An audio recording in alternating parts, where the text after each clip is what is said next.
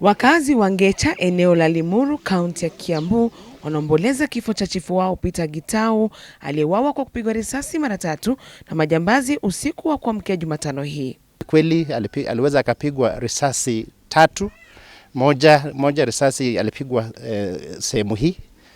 Nyingine akapigwa kwenye hapa karibu na ubafu, kifua, alafu nyingine hapa kwenye tumbo.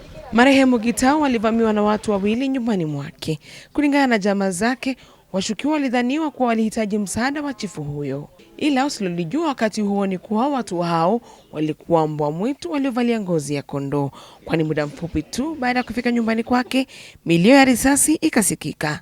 Kufungua mlango ndio sasa wakampiga risasi na akaaguka. Sasa hapo ndipo tulimchukua tukampeleka hospitali, na kufika hospitali he was pronounced dead.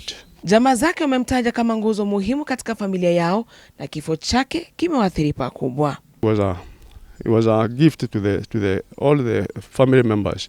I dearly miss him, and I would like to appeal to the government to investigate the matter to the bottom and come up with the culprits who did this, because it is quite a saddening thing. It is quite a saddening thing. Moja wapo wale vijana wawili ambao walitenda kitendo hichi.